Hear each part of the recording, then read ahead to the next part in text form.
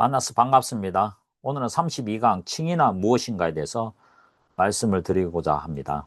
첫 번째 세의 32강 칭의나 무엇인가. 1. 칭의의 정의. 2. 성경 구절. 3. 칭의의 특징. 4. 칭의의 결과. 5. 칭의와 성화의 관계. 결론에 대해서 오늘 순서로 말씀드리고자 합니다. 첫 번째 칭의의 정의. 칭의는 하나님의 유효한 부르심을 받은 자들을 그리스도의 의에 기초를 하여 어렵다고 선언하시며 영생의 자격을 얻게 하는 하나님의 법정적, 재판적 행위이다. 칭의란 죄인을 본성적으로 의로운 사람으로 변화시킨다는 것이 아니라 예수 그리스도의 보혈을 근거로 죄인을 신분상 어렵다 하고 선언하고 인정하는 하나님의 법정적 행위입니다. 중생은 내면적 변화이며 칭의는 신분적 변화입니다. 이 신칭의 교리는 진리 위에 굳게 서 있는 교회와 넘어지는 교회를 가려내는 시금석이라고 마틴 루터가 말했습니다. 루터가 이 신칭의 교리를 교회의 사활을 좌우하는 조항이라고 부른 것은 놀랄 만한 일이 아닙니다. 이 신칭의 교리는 기독교 역사상 칼빈주의와 알미안주의를 구별하는 대분수령이 되어 왔습니다.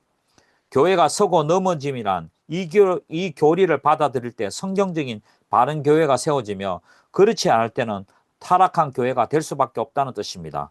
이 신칭에 대한 신앙 고백은 교회의 초석이며 교회는 오직 이 신앙 고백을 통해서만 태어나고 자라나고 보존되고 보호받습니다. 이 신앙 고백 없이 하나님의 교회는 한순간도 존재할 수 없습니다.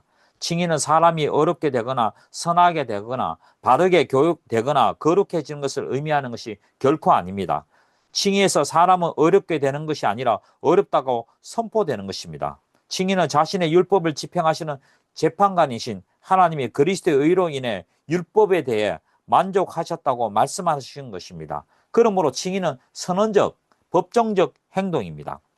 칭의란 죄책과 저주를 받은 죄인들, 단 그리스도 안에서 선택된 자에게 그리스도의 대속의 공로를 근거하여 그리스도 안에 있는 하나님의 완전한 의를 증가시켜 주시며 또한 죄인들에게 영생권을 주시는 하나님의 은혜로운 역사입니다.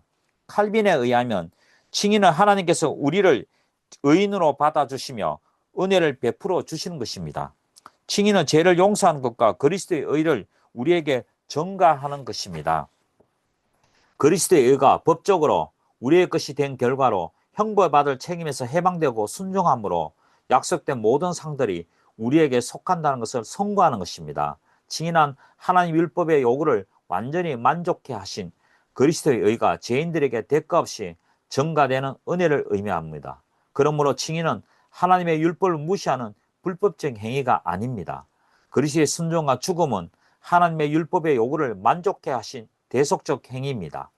이것은 그리스도께서 단순히 아담의 범죄에 대한 보응적 형벌을 받는 것을 의미하는 것이 아니며 아담이 실패한 행위 언약을 완전히 이행하여 하나님의 율법에 합당하게 순종한 사실을 의미합니다. 이것은 그리스도의 의의 중요한 내용입니다. 그리스도께서 형벌을 대신 받으신 사실은 소극적 순종의 행위입니다. 그러나 행위 언약을 완전히 이행하신 사실은 적극적 순종의 행위라고 할 수 있습니다. 그래서 칭의의 첫 번째는 칭의는 그리스도의 의의 증가로 말미암습니다. 적극적인 측면입니다. 그리스도께서 그분의 죽으심과 부활을 통해서 죄인들을 위한 의와 생명이 되셨고 또한 자신의 육신을 속죄 제물로 삼으시어 율법의 요구를 성취하심으로 의를 이루셨습니다. 이로써 성부 하나님은 죄인들에게 저희의 죄를 돌리는 대신 죄를 알지도 못하신 그리스도께서 돌리셨으며 그리스도의 순종으로 말미암아 의를 죄인들에게 증가함으로 그들의 어렵다함을 얻게 하는 것입니다. 그리스도는 전생애를 하나님 앞에 순종함으로써 얻으신 의를 우리에게 증가시켜 주셨습니다. 성부 하나님은 그리스도가 획득하신 그리스도의 의를 신자에게 증가시켜 주십니다. 증가란 것은 간주하다, 계산하다, 그 계좌에 넣어준다는 것입니다. 우리의 죄값을 그리스도께서 대신 계산해 주셨고 또한 계좌에 넣어주신 것입니다. 그리스도가 성취하신 의는 십자가의 죽으심으로 전생일을 통한 순종으로 말미암은 것입니다. 죄인의 자리에서 의인의 자리로 옮긴 것입니다. 칭의는 신성을 주입받아서 신이 된 것이 아니라 그리스도의 의를 증가받아서 어렵다함을 얻는 것입니다. 칭의는 그리스도의 본질을 주입받음으로써 어렵게 되는 것이 아니라 주입 칭의가 아니라 그분의 의를 전가받음으로써 어렵게 여겨지는 것입니다. 두 번째는 칭의는 제 용서를 받습니다. 칭의는 하나님과의 화해며 이 화해는 곧 제 용서입니다. 그러기에 예수 그리스도는 화해 제물이시오 그분의 제물 되심을 인하여 하나님께서 우리의 죄를 간과하시고 용서하신 까닭에 죄인된 우리를 용납하시고 어렵다 하십니다. 제사함, 제용서는 죄를 방면한 것으로 이는 그리스도의 피값으로 인한 물음으로 말미암습니다. 주님께서 우리의 죄를 대속하기 위해 사람이 되셨습니다.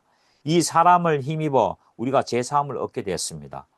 십자가의 속죄 사역으로 죄인의 죄가 용서함을 받습니다. 세 번째 칭의는 화해, 화목, 화평으로 말미암습니다. 죄는 하나님과 사람 사이에 분리시키고 적대 관계에 있게 하십니다. 그러나 예수 그리스도의 순종의 의로 말미암아 하나님과 화해와 화목과 화평을 얻게 되는 것입니다. 이로써 그리스도 안에서 하나님과 바른 관계가 회복되고 죄의 나라에서 하나님의 의의 나라로 옮겨집니다. 네 번째는 칭의로 말미암아 하나님의 자녀권과 영생권이 있습니다. 이는 믿음으로 하나님을 아버지로 받아들이고 하나님과 화해하고 화목하여 영생을 얻기 때문입니다.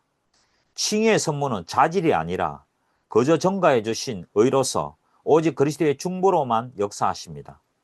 칭의의 근거는 그리스도의 구속과 순종이며 칭의의 수단은 하나님의 선물로 주시는 믿음이며 칭의의 결과는 죄인이 제사함을 받고 어렵다 되는 것입니다. 두 번째는 근거되는 성경 구절은 가장 대표적인 구절은 로마서 3장 24절입니다.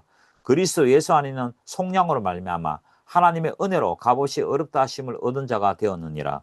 등등 여러 가지 기타 성경 구절이 있지만 로마서 3장 24절에 가장 대표적인 구절이고 제가 읽는 모든 것들은 성경의 근거한 구절인데 일일이 성경 구절은 다 말씀하지 않고 있습니다.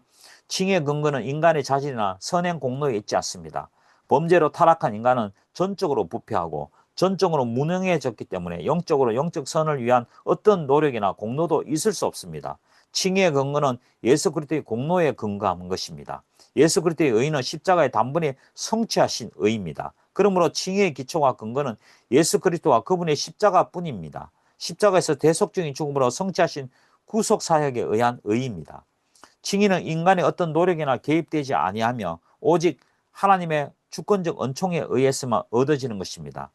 칭의는 하나님 편에서는 일방적으로 죄인을 의인이라고 선언하시는 법정인 행위입니다.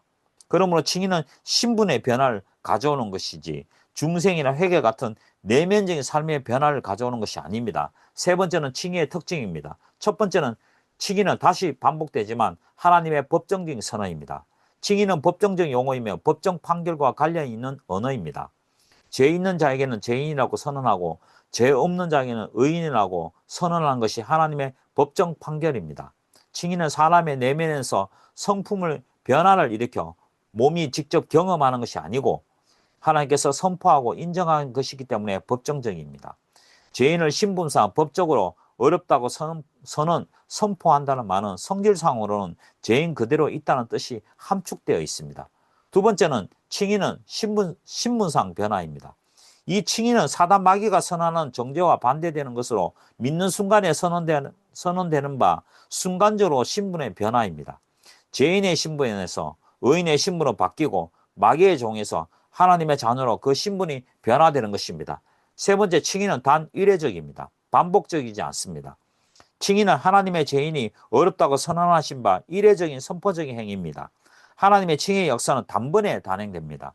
어떤 진행 과정이나 반복적인 것이 아닙니다. 네 번째, 칭의는 완전적, 최종적입니다. 하나님이 요구하신 율법의 완전한 요구를 그리스도께서 모두 성취하시고 충족시켰기 때문에 칭의는 완전합니다. 그리고 칭의는 완전하기 때문에 수정을 가하거나 되풀이할 필요가 없으니 최종적입니다. 칭의는 중시함으로 이미 완성되었습니다. 다섯 번째, 칭의는 종말론적입니다. 칭의는 믿음을 온전히 지켰을 때 마지막 심판날에 최종적으로 선언되는 것이므로 종말론적입니다. 하나님은 우리가 믿음의 선한 싸움을 다 싸우고 믿음의 길을 달린 후에 그분의 심판날에 우리에게 의의 면류관을 씌워줌으로써 최종적으로 어렵다 선언한 것입니다. 여섯 번째, 칭의는 성화의 근거와 기초가 됩니다. 우리는 거룩하고 온전하기 때문에 칭의가 된 것이 아니고 칭의되었기 때문에 거룩, 성화를 향하여 나아갑니다. 네 번째는 칭의의 결과입니다. 네 번째 칭의의 결과가 오늘 칭의에 대한 말씀 중에서 가장 중요합니다. 첫 번째는 죄책의 제거입니다. 칭의를 받으면 죄의 책임이 제거됩니다. 타락한 인간에서 죄로 인하여 죄책과 오염을 가져왔습니다. 죄책이나 죄에 대한 책임으로서 범죄자는 형벌을 받게 되는 것을 말합니다. 오염이란 범죄자의 심령이 그 죄로 말미암아 더럽고 부패하게 되는 것을 말합니다. 아람의 범죄 이후 모든 인간들은 두 가지 죄를 결과를 가지고 있습니다. 그러므로 구원이나 죄의 결과인 죄책과 오염으로부터 구원인데, 즉 죄책에 대한 형벌의 완전 면제는 칭의에 의해서 이루어지며 오염으로부터 구처는 성화 및 영화에 의해 이루어지는 것입니다. 그러므로 칭의는 하나님께서 죄인에게 죄책을 제거하시고 그분의 자녀로 삼으시고 영원한 기업을 부여하시는 것입니다. 그러므로 믿음으로 말미암은 칭의는 하나님의 죄를 용서하시는 것과 그리스도의 의를 죄인에게 전가해 죄책이 없다고 무죄 석방하여 하나님과 화해, 화목, 화평의 관계를 회복시켜 주심으로써 하나님의 자녀의 권세와 영생권을 확보하는 것입니다. 전가, 두 번째는 의의 전가입니다. 다시 말하면 전가라면 그리스도의 의의 전가에 대해서 말씀을 들을 때 이 전가란 말은 생소하게 들리지만 조직 신학에서는 굉장히 중요한 용어입니다. 그 무엇을 다른 사람에게 넘기는 것을 뜻합니다. 전가하다는 것은 간주하다, 계산하다, 무엇에 계좌를 넣다는 뜻으로 그리스도의 의가 구원받은 자들에게 전가된다고 성경이 가르칠 때는 그것은 구원받은 신자들이 실제로 어렵게 되는 것이 아니라 신분상 의인이 되는 것을 말합니다. 죄책을 제거하고 죄값을 지불해주고 대신 계산해줬다는 뜻입니다. 칭의는 그리스도의 의의 전가로 말미암습니다. 그리스도는 그분의 죽으심과 부활을 통해서 죄인들을 위한 의의 의와 생명이 되셨고 또 자신의 육신을 속죄제물로 삼으시고 율법의 요구를 성취하심으로 의를 이루셨습니다. 이로써 성부 하나님은 죄인들에게 저의 죄를 돌리는 대신 죄를 알지 못하시는 그리스도에게 돌리셨으며 그리스도의 순종으로 말미암은 의를 죄인들에게 전가하심으로 그들이 어렵다함을 얻게 하시는 것입니다. 예수 그리스도께서 율법을 다 지키심으로 성취하신 온전한 의, 십자가의 단번에 성취하신 구속적인 의를 하나님은 택한 자들에게 전가시킴으로 죄인을 어렵다고 선포하십니다. 세 번째는 칭의의 결과는 영생권 확보입니다. 영생 복락을 누리는 것입니다.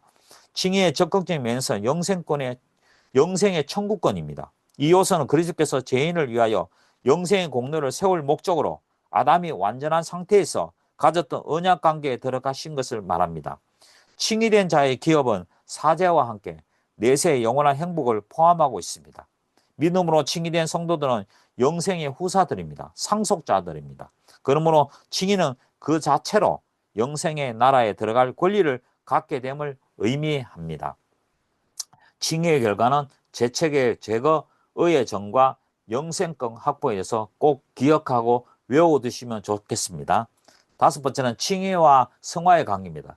첫 번째, 칭의는 인간 밖에서 실행하는 하나님의 판결적 언총이고 성화는 인간의 내면에서 행하시는 하나님의 은혜의 행위입니다. 칭의는 단 이례적이지만 성화는 점진적으로 그리스도를 닮아가는 성화입니다. 그래서 개혁파 신앙에서는 성화를 점진적 성화, 확정적 성화라고 합니다. 칭의를 받으면 확정적으로 성화가 이루어진다는 것입니다. 완전한 것입니다. 칭의는 단번에 이루어지고 완전한 것이지만 성화는 가정적이고 칭의는 최종적이고 종말론적입니다. 그러나 성화는 날마다 회개함으로 반복적으로 회개함으로 날마다 그리스도를 닮아가는 성화의 모습이 있어야 됩니다. 그래서 칭의는 순간적이며 완전한 것이며 최종적입니다.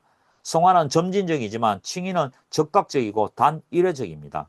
과정적이 아니면 반복되지 아니합니다. 보다 나은 칭의냐 보다 못한 칭의냐 생각할 수 없으며 다만 단 이례적으로 칭의가 되었느냐 아니 되었냐 생각할 수 있는 것입니다. 성화와 칭의는 다 같이 그리스도의 공로로 말미암지만 그 계기는 다릅니다. 이를테면 성부 하나님은 죄인을 어렵다고 선언하시고 성령님은 죄인의 성악해 하십니다.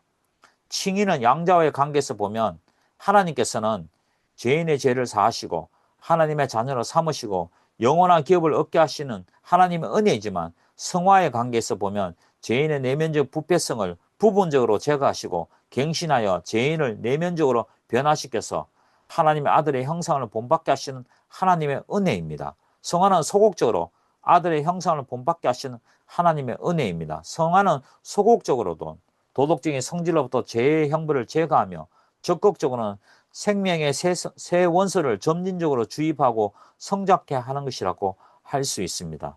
칭의는 외적으로 주어지는 하나님의 선언적 은총이 주관적으로 적용되어 삶 전체에 영향을 미치게 합니다. 이 같은 주관적 내면적 적용이 성화입니다. 그러므로 칭의는 인간 밖에서 실행하시는 하나님의 판결적 은총이며 성화는 인간의 내면에서 행하시는 하나님의 은혜의 행위입니다. 결론입니다. 칭의는 믿음 이전과 이후의 모든 행위와는 전적으로 상관이 없습니다. 우리는 선행을 통해 어렵게 되는 것이 아니라 선행을 위해 어렵게 되는 것입니다. 우리를 어렵게 만드는 것은 오직 은혜밖에 없습니다. 믿음은 칭의의 수단임과 동시에 의인이 살아가는 수단입니다. 신자는 사실상 죄인이지만 하나님이 완전히 치료할 때까지 구원하는 하나님의 간주하심과 약속으로 의해 의인이 되는 것입니다. 그러므로 믿음의 사람들은 어려운 자이라기보다는 어렵게 된 자들이라고 해야 합니다. 그리스도만이 어려운 자이며 우리는 항상 어렵게 되며 칭의 가운데 있기 때문입니다. 오늘은 여기까지 하고 다음 강의에서 찾아뵙도록 하겠습니다. 감사합니다.